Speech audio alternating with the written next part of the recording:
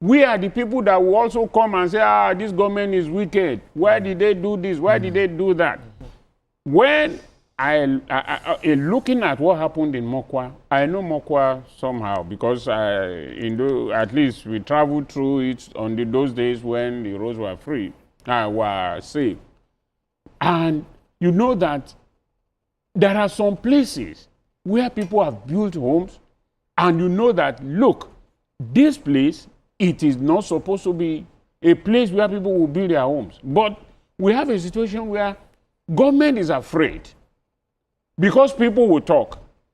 And you know, the best decision or the most harsh decisions are taken by government that at some point will close its eyes to all what entities people are saying.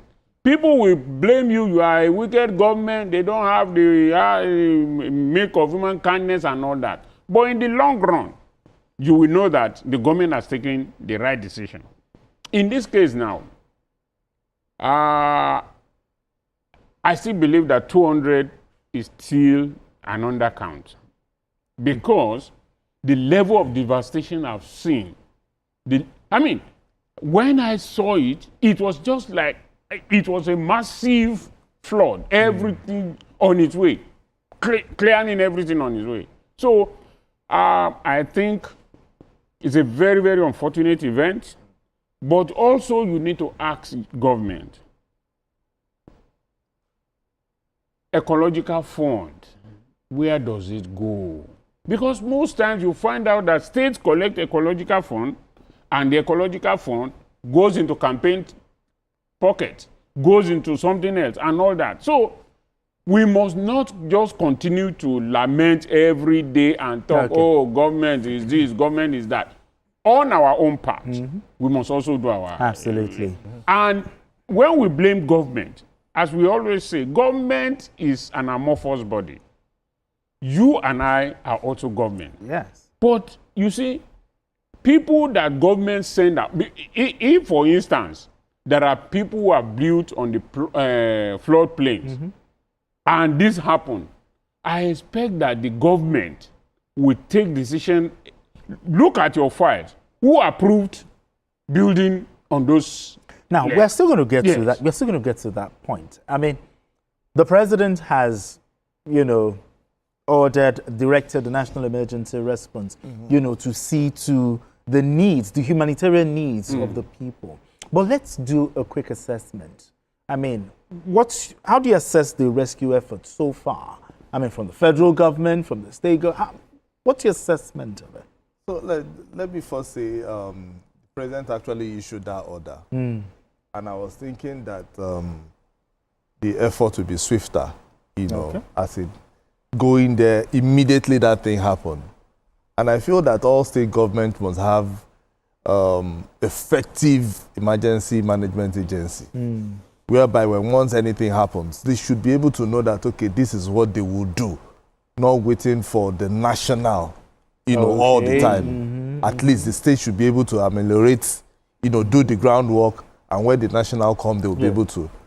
And so far, yesterday, relief materials did not even get to the victims.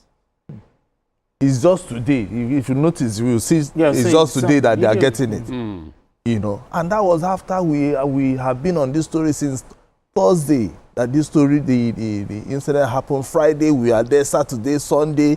Yesterday we are still shouting, and I was still wondering.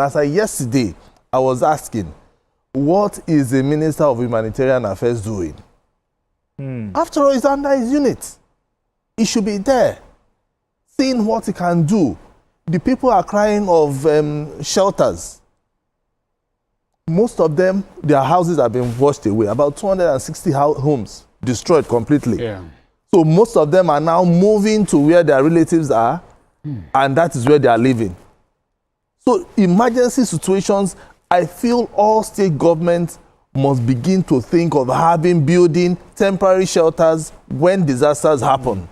So that immediately this happens, you move those who are alive and you move them there. Let them be there for a while, and while you are sorting out other things. This is a major situation. And don't forget, the the meteorological agency had predicted that 15 states will be affected. Niger was one of them. Yeah, they even said 30 states, including You know, they had high risk. So these the other states, are they preparing?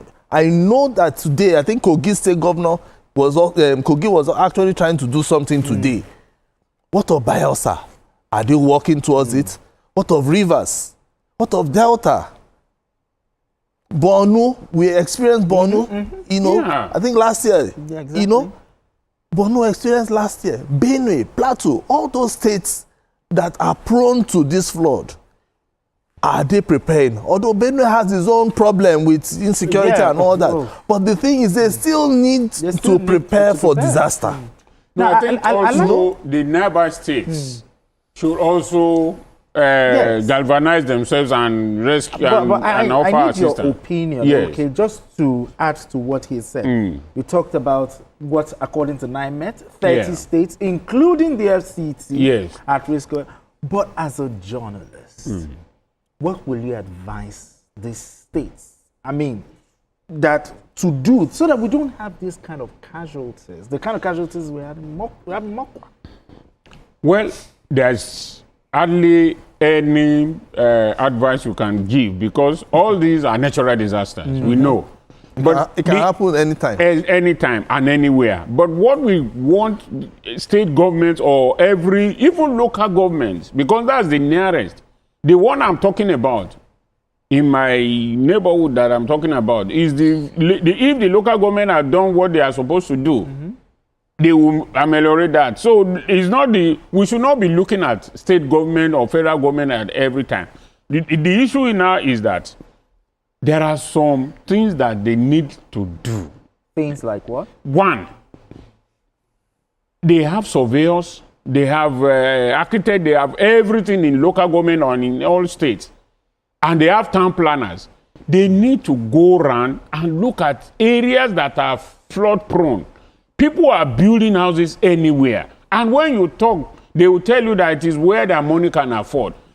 It is only in Nigeria or maybe in Africa that you see poor or indigent people build homes by river banks. In other climes, there are rich people that build homes at river banks. Yeah, beach because, houses. Exactly, because they know they have the money to do whatever they need to do. But in our own situation, people will just go and buy a piece of land and they know that is by the river bank. And then when it happens, they will be crying government. Who should we blame? No, is it the person building the house or the government? The planning authorities. And also, the planning authorities are the major culprit in this. And all we need to emphasize is that, look, there are things that... Double O, just hold that thought, okay? We have Dr. Paul calling in from Asaba. Dr. Paul, let's talk. Hello, Dr. Paul, are you still there? Yes, I'm here. Let's talk. Go ahead. Not Dr. Paul, Chief Paul is somebody. All right, Chief Paul, apologies. Go ahead. My name is Chief Paul, not Doctor. Go ahead, go ahead. Yeah. What we are discussing today is shameful. It's to say the least. Yeah, to say the least, it is shameful.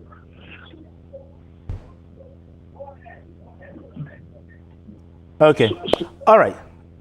All right, thank you so much, Chief Paul. Now, I asked that question that who should we blame? But let's also look at it from another different angle.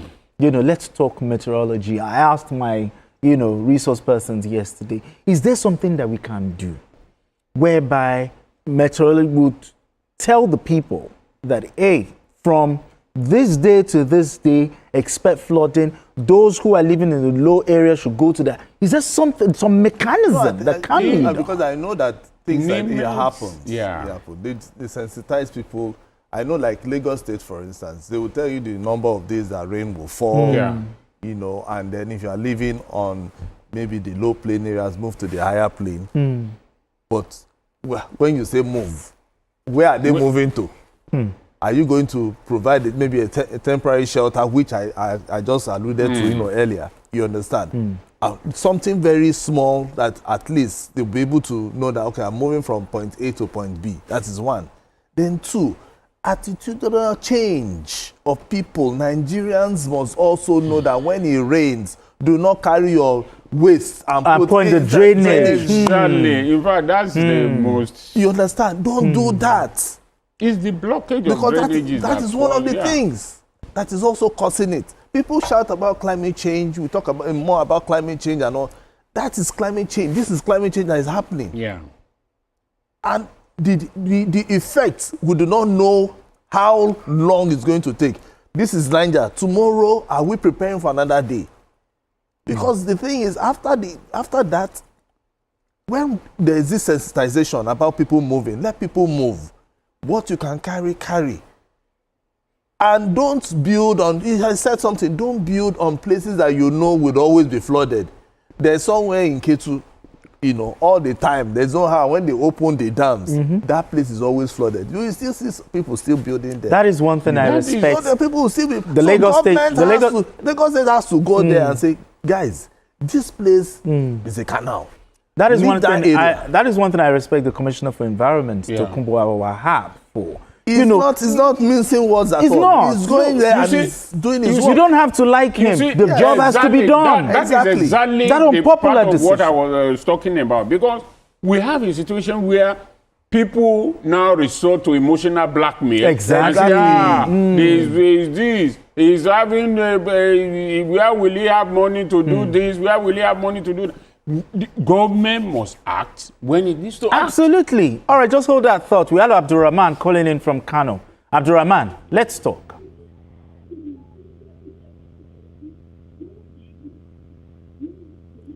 Hello, Abdurrahman. Hello, don't listen to yourself. Just go ahead. Let's talk. Go ahead.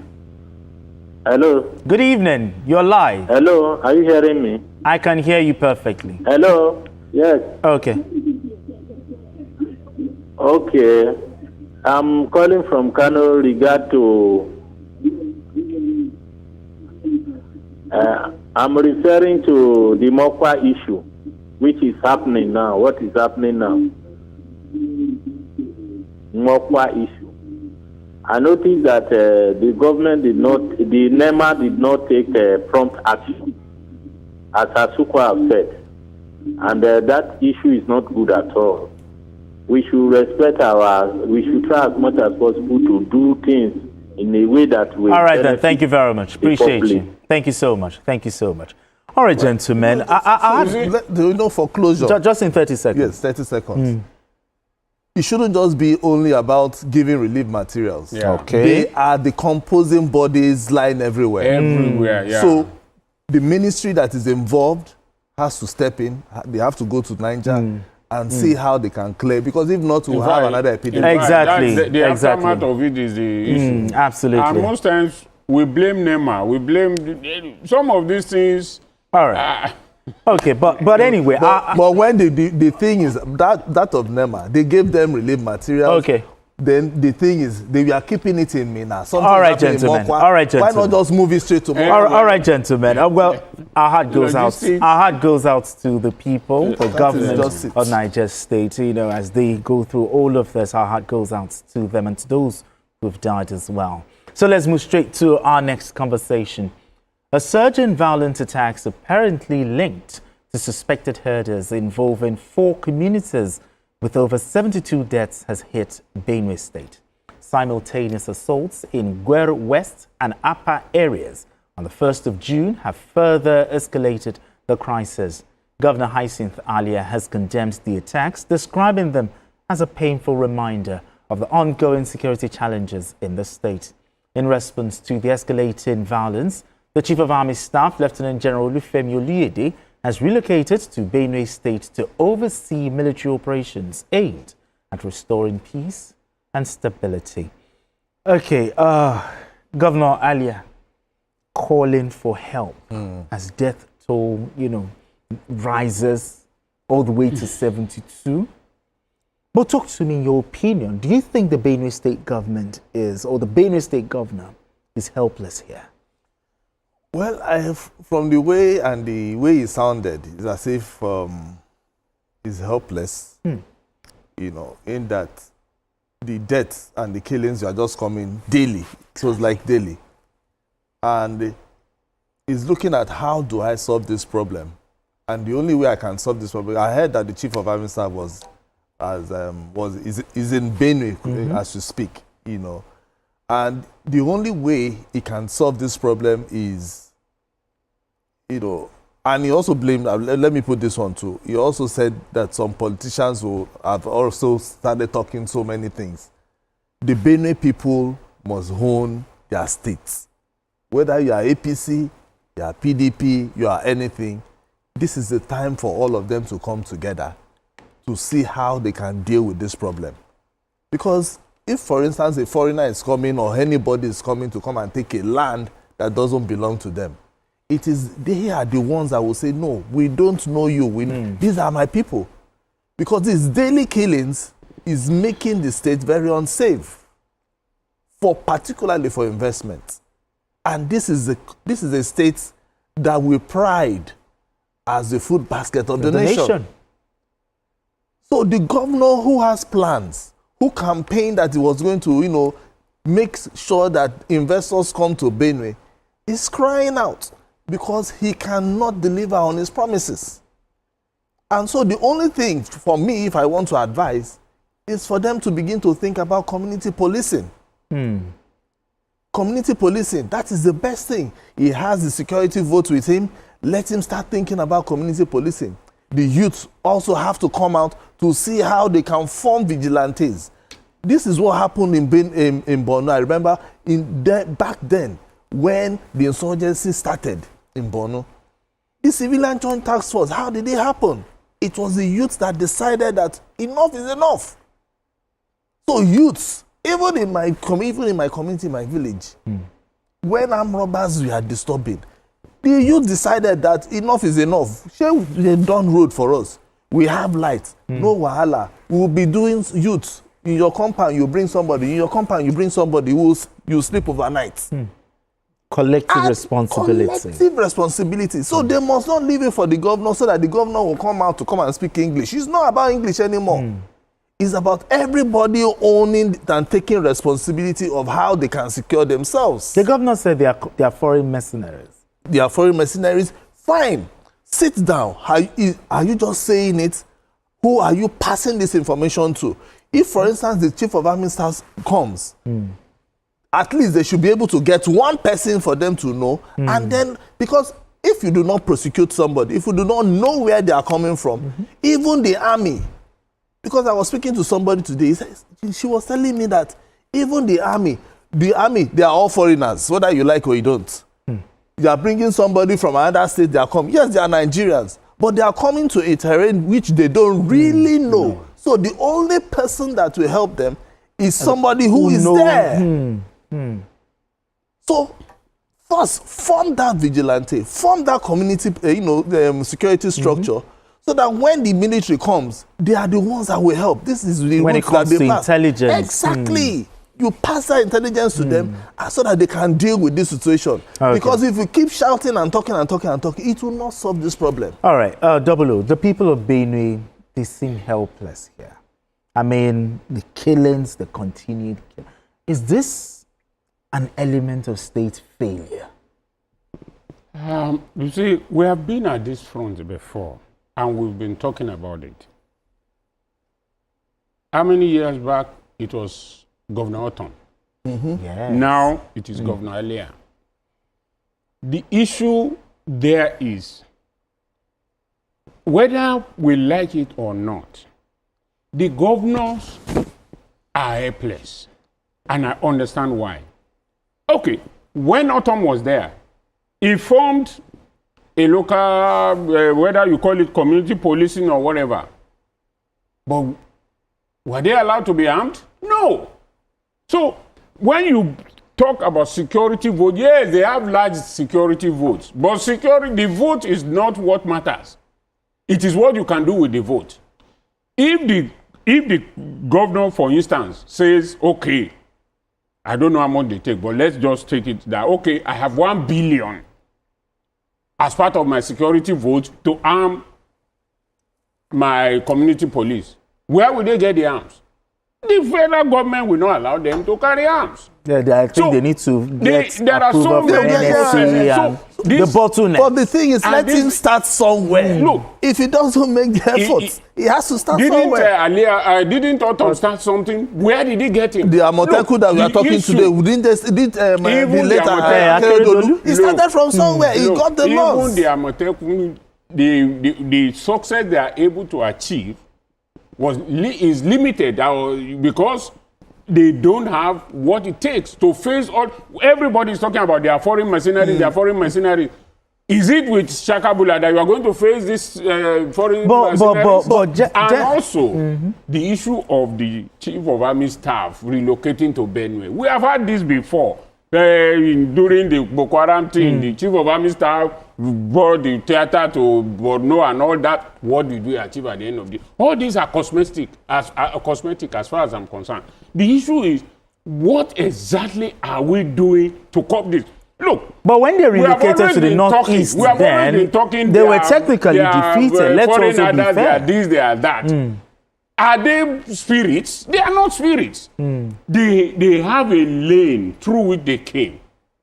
When these things are happening, how did they get to a community? They don't spend 5 minutes, they don't spend 10 hours. minutes. Exactly. So in 2 hours, is it that there's no any military formation around, no police station around, or what? That these people will have they will do everything, and then they disappear into thin air.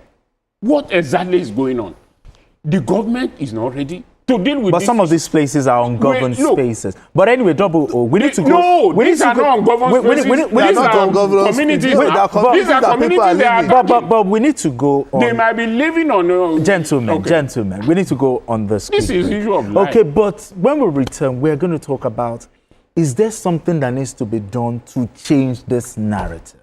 We'll get to talk about that right after this break. Don't go anywhere. Still Journalist Hangout.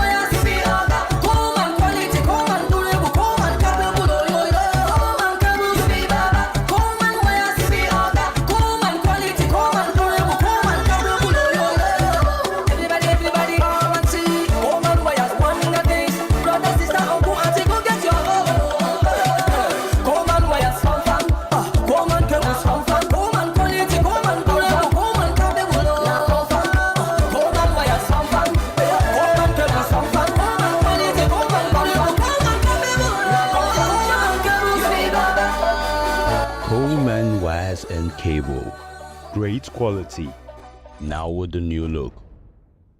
The Nigerian national flag represents our country's history, culture, and identity. It was designed in 1959. The colors are Emerald Green 2.0, which represents agriculture, and Immaculate White represents unity and peace. Know how to handle our flag. Illuminate the environment or don't fly the flag overnight. Do not fly a dirty or tattered flag. Take such flag to the nearest National Orientation Agency office for proper disposal and replacement. The national flag can only be flown at half-mast on the directive of the federal government. The national flag must be flown at the same or higher height when displayed alongside other flags. Don't burn or allow the national flag to fall on the ground. Do not print, decorate, modify, or insert the coat of arms on the flag. Our national heroes are not buried with the flag. They are honored by presenting it to their next of kin during internment. Respect our national flag. Be a real Nigerian. This message was brought to you by the National Orientation Agency, NOA.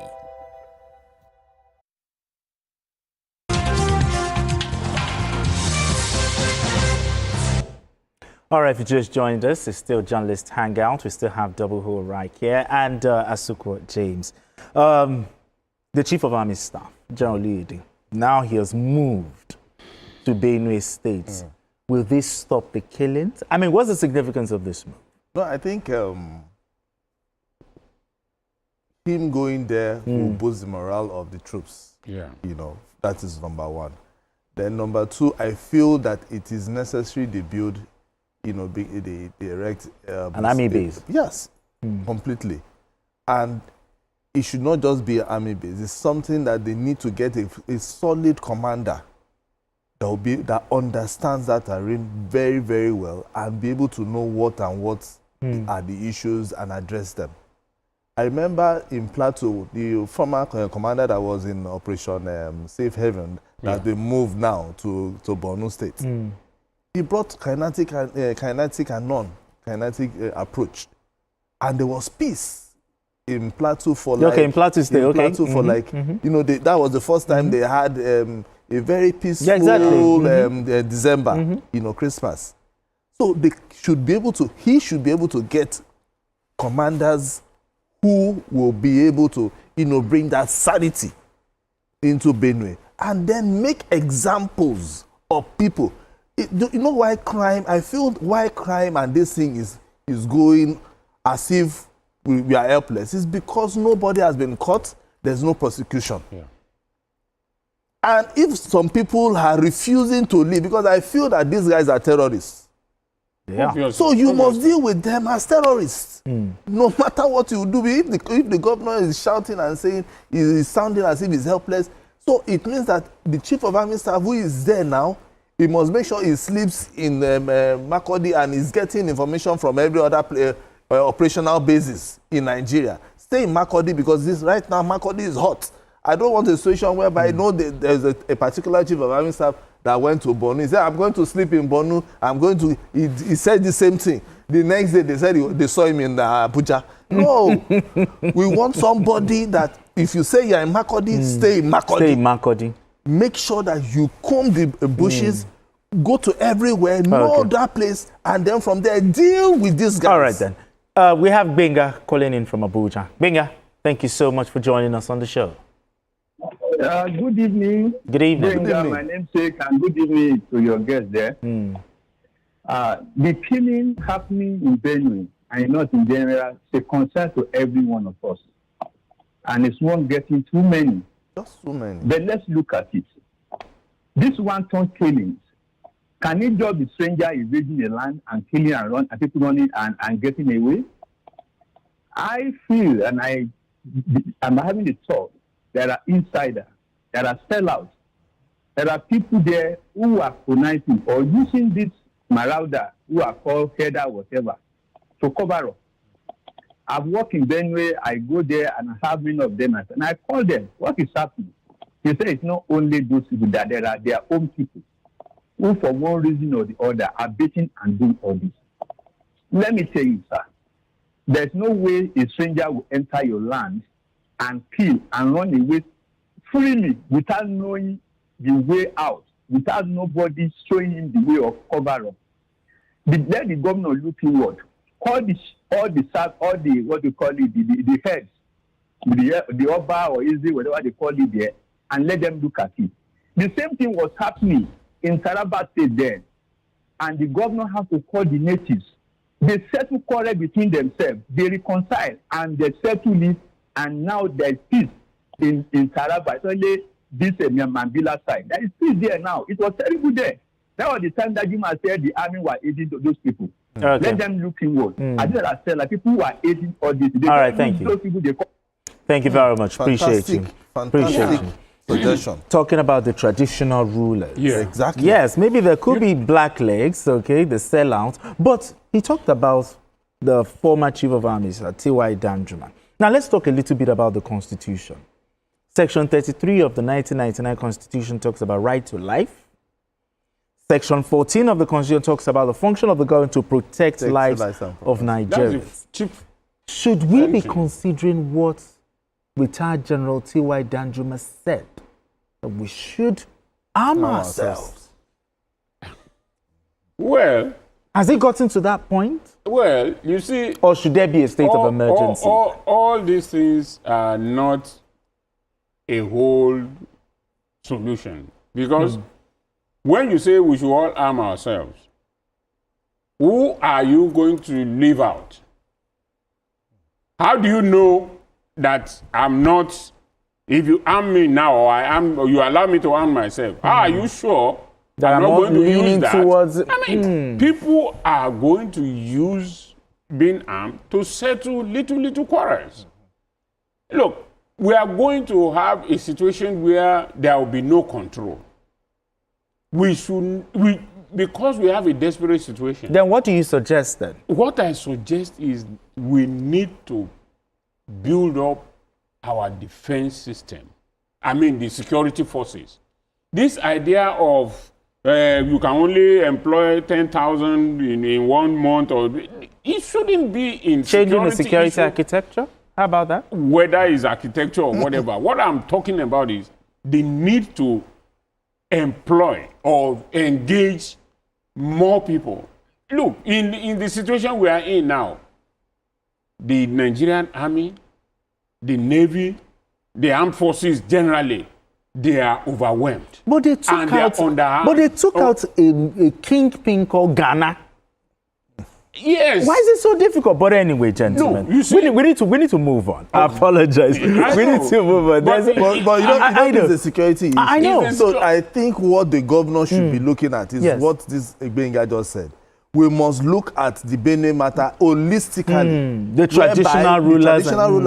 Talk to them. It's better if for instance, if you use the weekend style, if I hear that anybody dies in your community, I will hold you responsible.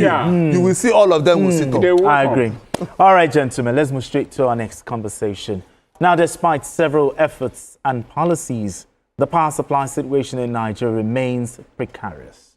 But the federal government is taking decisive steps to address the over 3.3 trillion naira debt in the power sector, which is a significant factor contributing to the country's persistent electricity challenges.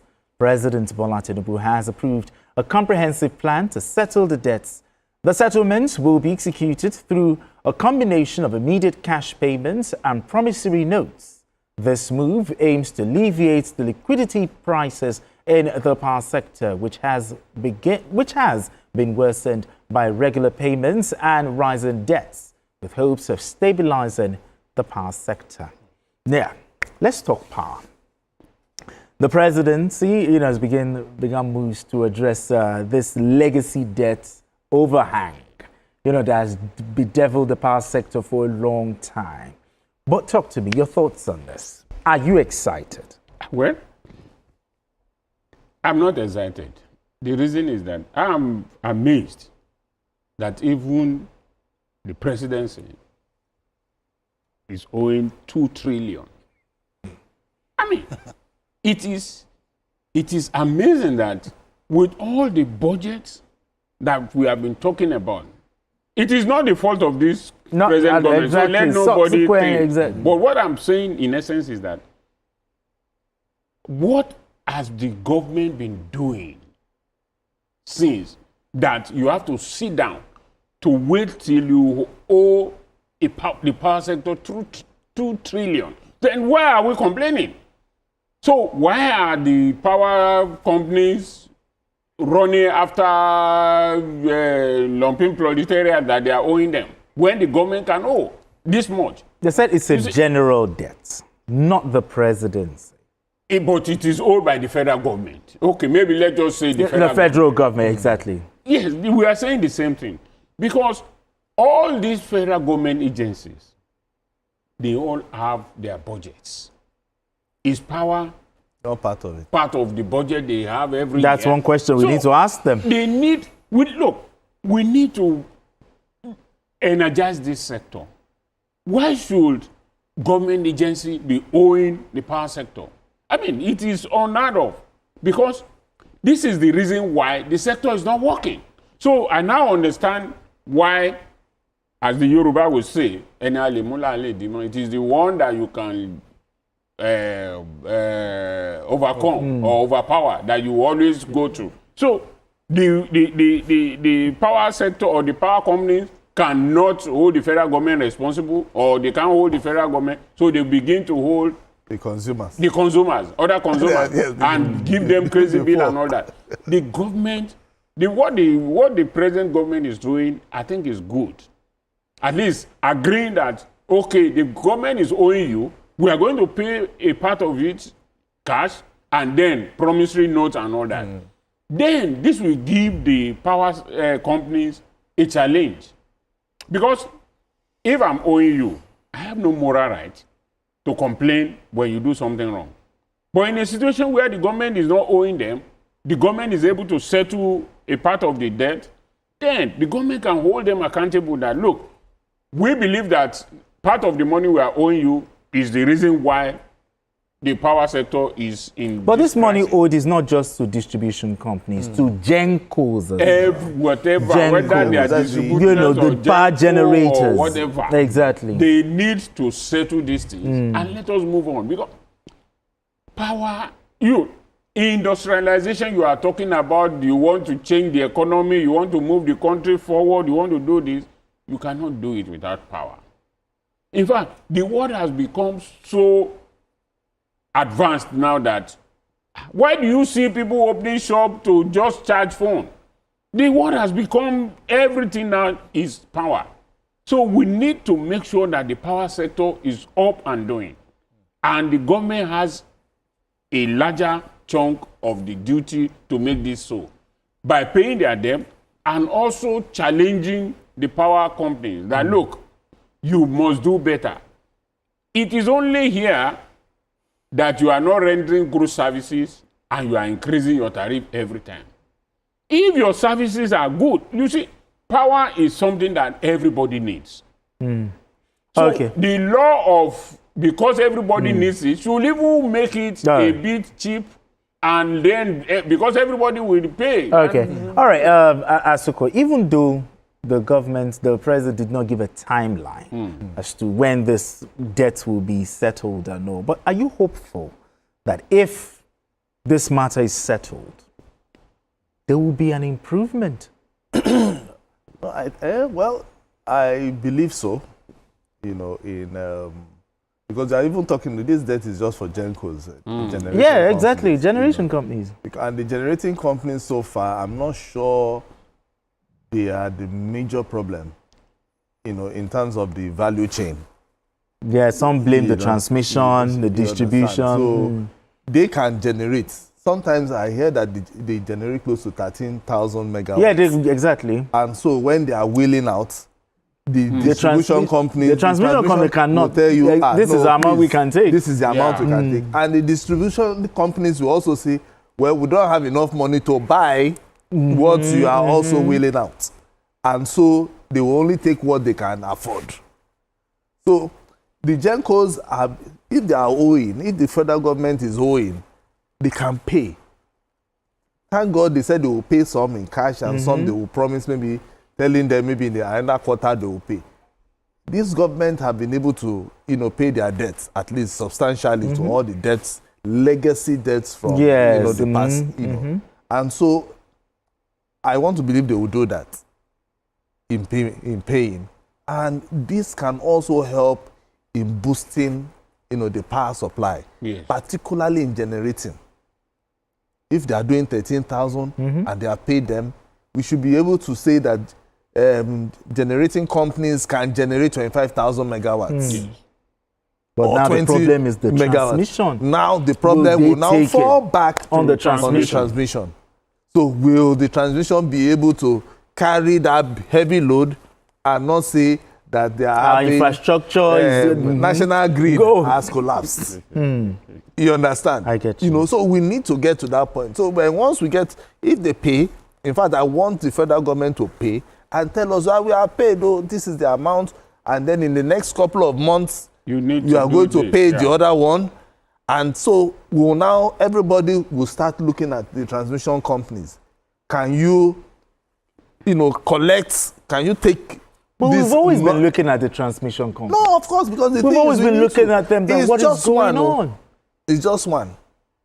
Because, and from what I know, they've not been able to, you know, change the entire cables that they've been using since 1900. That is, because they have not made enough investment. They have not made enough, or they have not made any investment. But you know, the transmission company is owned by the federal government. Yes. Yeah. So the investment now has to come from the federal government to see how the transmission company can, accommodate what the generating companies is actually bringing out to be willing out. If not, we'll say have the issue about blackouts. We'll say have the same thing. Yeah, exactly. So that we need to get that process right. So first, the first thing, now that the federal government has said they are going to pay, generating companies are very sure they are willing to accept this payment. As long as they are getting everything they need, be in the gas next quarter. and everything. I heard that it's going to be in the next quarter. So let's even see how it will go. And then the tariffs, every time they keep increasing tariffs.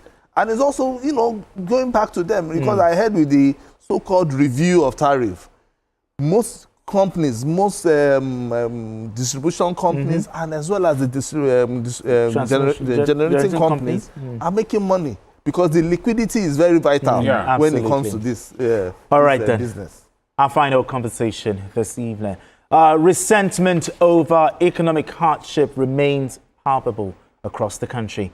As such, a nationwide protest inspired by the Take It Back movement is built for June 12. The movement, alongside allied civil society organizations and the African Action Congress, AAC, is mobilizing Nigerians to demand an end to economic hardship, hunger, and the reversal of policies deemed detrimental to the populace.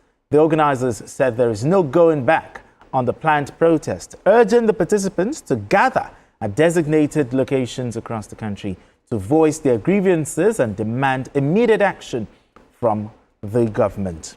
Yes, Double O, the Take It Back movement, they are gearing up for another round of protest. They gave their reasons. Yes. Some of the reasons, they say insecurity in the middle belt, in the northern parts of the country, the continued attacks in Benue, Plateau, Kaduna. But talk to me, your thoughts on this. Now, when you look at all the reasons they've given, in all honesty, there is no any Nigerian that will tell you they are not valid. Okay. And importantly, protest is part of democracy.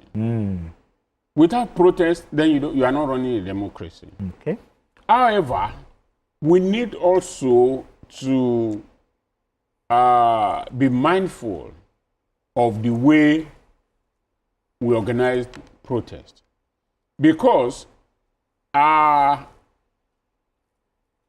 we saw what happened in Kano and other parts of the north during the last protest, where vagabond took over everything and they started looting. And so what I would suggest is, it is nothing, I don't think it is undemocratic if they say that this is where we designate for you to organize your protest. Okay. For instance, if it is Lagos, you might say, okay, if you want to do your protest, you can do it on that bridge in Ikeja or Jota, Ganifa Emi Park or wherever, so that people will congregate there, do their protest. I mean, they should have pockets of places where they can do the protest, not necessarily moving around the streets, because it is at that point that you are going to have vagabond taking over a legitimate grievance. Because now the issues they've listed, insecurity in Benue, all over the federation in actual fact, it has affected everything. I mean, this afternoon, before I came here, I wanted to buy a tuber of yam. I like pounded yam, by the way. A tuber of yam is going for 5,000.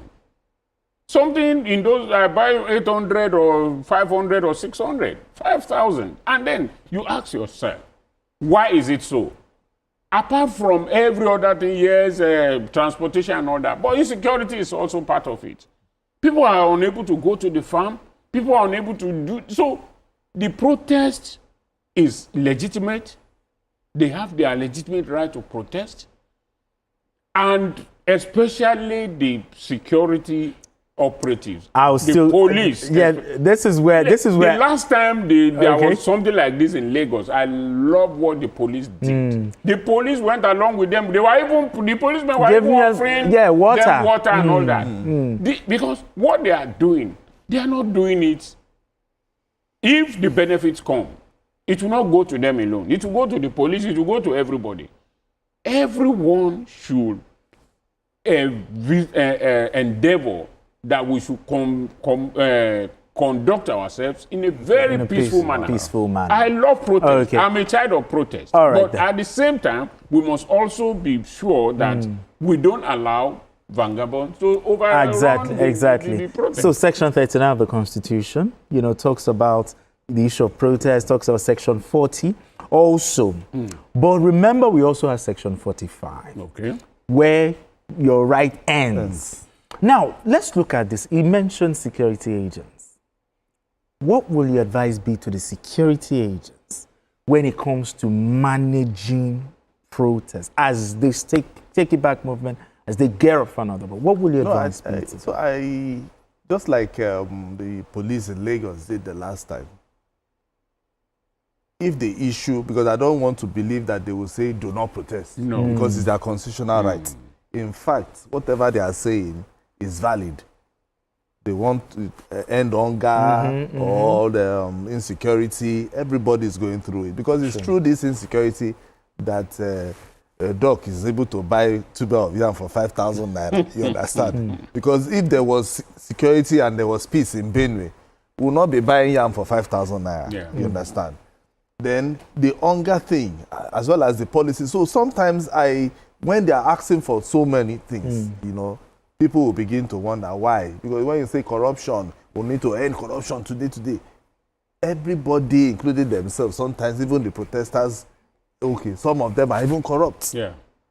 So sometimes we look at ourselves and also say, okay, I think I am also part of it. But talk to me, is protest the answer, really? No, wait. Yes, everybody has a right to protest. Listen, everybody has a right to protest. Has it yielded everybody has a right to protest. Okay, what other form now for the police, because you're asking about the police, I want to believe that the police is also gearing up, for them to be able to stay in one location. Okay. And guide them against hoodlums that want to infiltrate. Exactly. Because I want them to go and carry placard and let the president say, okay, fine. Because the president too would also want to watch what their protest is about. If their protest is about ending hunger, he wants to see it. If it's about insecurity, he wants to see it. All right, just hold that thought. Just hold that thought. We have Amaka calling in from Port Harcourt. Amaka, let's talk. Hello. Hello. Good evening. Yeah, good evening. Good evening. Go ahead. Good evening. I want to contribute to what people are discussing. What has Suko said about Benue governor? I'm sorry to say, it's not by speaking English. His action. Somebody that wants to be a governor must be very, very strong. Even the word must be very, very strong. Because I can see all these terrorists or whatever they call them, they don't need soft hands. They don't need it. You must be tough. Thank you very much. All right, then. Thank you very much. Must be tough. If it's the father, he's praying and asking for forgiveness. Absolutely. So in round. Yeah. So whatever they are doing, at least the president will want to say, but what the president will not like is for them to begin to burn cars, burn tire left, right, and center, and then allow hoodlums to hijack their protest. Their protest is valid, but they should also look at it. Also give the president some slack. I know they are saying that they should remove some, because I read it, what you just said, remove some policies. What policies do you want the president to remove? Is it the fuel subsidy? The fuel subsidy, I keep saying it. We can't go back to that exactly. It really needed. We needed to remove that monster so that we will have more money. Now, what we should be, in fact, that protest, if I were one of the people who are organizing this protest, I would say let's do protest against the governors. They are getting 3 times now. That is the people that are I will do protest against. Because We have removed subsidy. They have moved money to the state government and the local government. What are they doing? That is where the Take It Back movement is supposed to be channeling their problems to, or the protests to. Absolutely. Me, I like their protests. Me, I love protests, so I love protests a lot. But I would always channel my protests in such a way that once I'm doing the protest, I will get serious results. Absolutely. But anyway, even though they go on protest, I just hope that the police, the security agencies will just be professional to do it. Anyways, I want to say thank you to you, Olayinka Double. Thank you so much for coming on the show. And also Asuko James. Thank you so much. Thank you so much for doing this. And that's it on Journalist Hangout today. Join us tomorrow for another episode of the program. Yes, you can watch the repeat broadcast of this episode tonight at 11. Join us on Sunday from 1:30 to 3:30 p.m. for Journalist Hangouts. And Sunday, we are on YouTube at youtube.com/TVC News Nigeria. I am Benga Oreshegunpa for now, and God bless Nigeria. Beyond the Headlines is up next.